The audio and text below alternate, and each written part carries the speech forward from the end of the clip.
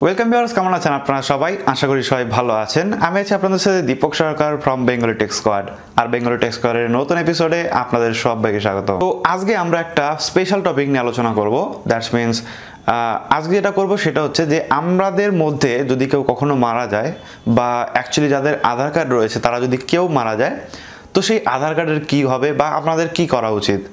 Actually অন্যান্য যেসব documents রয়েছে সেই সব ডকুমেন্টসের কিন্তু সারেন্ডার করার সুযোগ রয়েছে, যেরকম ভোটার আইডি কার্ড থেকে বা ভোটার লিস্ট থেকে নাম কাটানোর ব্যবস্থা আছে, রেশন কার্ড থাকলে রেশন কার্ড বাতিল করার ব্যবস্থা আছে বা সারেন্ডার করার ব্যবস্থা আছে।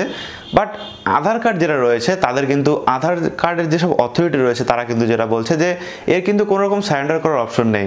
বাট তারা কিছু রাস্তা খুলে দিয়েছে যেগুলোর মাধ্যমে কিন্তু আপনি এটা সারেন্ডার করতে পারেন বা সেটাকে বন্ধ রাখতে পারেন। বিকজ আমরা যে আধার কার্ডের যদি আমরা বন্ধ না করি তাহলে কিন্তু একজন মৃত মানুষের কিন্তু যে ফিঙ্গারপ্রিন্ট বা তার যে ডকুমেন্ট সেটা কিন্তু কেউ না কেউ ব্যবহার করে নিতে পারে এবং তার ফলে কিন্তু অনেক কিছু করা সম্ভব।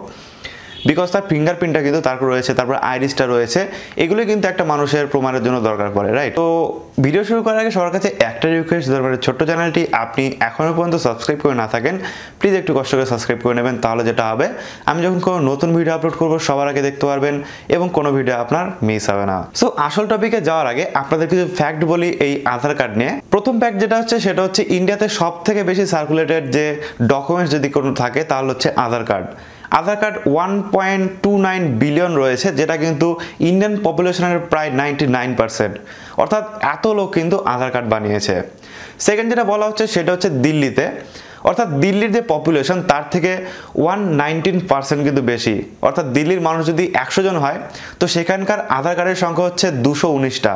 সো আপনারা বুঝতে পারছেন যে এক্সট্রা কত কিন্তু আধার কার্ড বানানো হয়েছে বা সেখানে জালিয়াতিটা কি পরিমাণে হয়েছে। সো এই সমস্ত কারণে যাতে আর কেউ জালিয়াতি না করতে পারে আপনার আধার কার্ড দিয়ে বা কোনো মৃত ব্যক্তির আধার কার্ড দিয়ে, তো সেক্ষেত্রে কিন্তু আমাদের পরিবারের কিন্তু সেই জিনিসটা খেয়াল করতে হবে। অর্থাৎ পরিবারে যদি কেউ মারা যান তো তার আধার কার্ডটা কিন্তু নষ্ট করে দেওয়া আমাদের দায়িত্ব।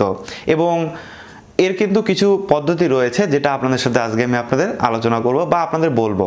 আধার কার্ড এমন একটা কার্ড যেখানে কিন্তু আমাদের সমস্ত কিছু ডেটা কিন্তু রয়েছে।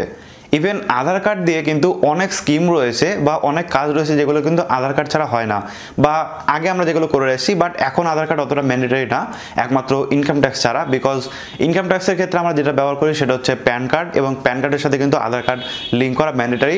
এছাড়া আরও অনেক কাজ রয়েছে যেগুলো কিন্তু আমরা আধার কার্ড দিয়ে করে থাকি।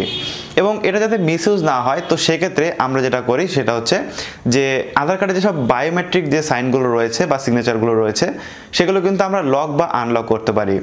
তো ইউআইডিআই যে সংস্থা তারা যেটা বলেছে একটা ইন্টারভিউতে যে তাদের এমন কোনো ফ্যাসিলিটি নেই যাতে করে আধার কার্ডটা পুরোপুরিভাবে ড্যামেজ হয়ে যায় বা সেটাকে কেউ সারেন্ডার করতে পারে বা সেই নাম্বারটাকে কেউ বন্ধ করতে পারে। বাট তারা যেটা বলছে যে আমরা যদি কোনো যে বায়োমেট্রিক সাইন এগুলো যদি বন্ধ করে দিই তো সেক্ষেত্রে কিন্তু অনেকটাই এর মিসইউজটা কিন্তু বন্ধ হয়ে যাবে। সো ইউআইডিআই যেটা বলছে যে ইউআইডিআই গিয়ে বায়োমেট্রিক লক বা আনলক বলে একটা সেকশন রয়েছে, তো সেখানে গিয়ে আপনার যে 12 ডিজিটের আধার নাম্বার রয়েছে সেটা ওখানে প্রোভাইড করবেন। প্রোভাইড করার পরে আপনি ওকেতে ক্লিক করলে আপনার যে মোবাইল নাম্বার আধার কার্ডের সাথে অ্যাড করা রয়েছে সেই মোবাইল নাম্বারে একটা ওটিপি আসবে, এবং সেই ওটিপি দিয়ে কিন্তু আপনার যে আধার কার্ড রয়েছে বা আপনার বাড়িতে যদি কেউ মারা যান তো তার কিন্তু আধার কার্ডটাকে আপনি বায়োমেট্রিক লক করতে পারবেন। তো এইটা করে কিন্তু আপনি যেসব জালিয়াতি রয়েছে তার থেকে কিন্তু অনেকটাই বাঁচতে পারবেন। আপনি যদি এম আধার বলে একটা অ্যাপ্লিকেশন আছে সেটা যদি ইউজ করেন সেখানেও কিন্তু বায়োমেট্রিক লক বা আনলক বলে একটা সেকশন আছে, সেখান থেকেও কিন্তু আপনি এই কাজগুলো করতে পারেন। এবং যদি কেউ মারা যায় আপনার বাড়িতে তো সেক্ষেত্রে কিন্তু তার যে আধার কার্ড রয়েছে সেটা পুরোপুরিভাবে নষ্ট না হলেও তার যে বায়োমেট্রিক সাইন সেগুলো কিন্তু আপনি লক করে দিতে পারবেন যাতে কেউ আর সেটা ইউজ না করতে পারে।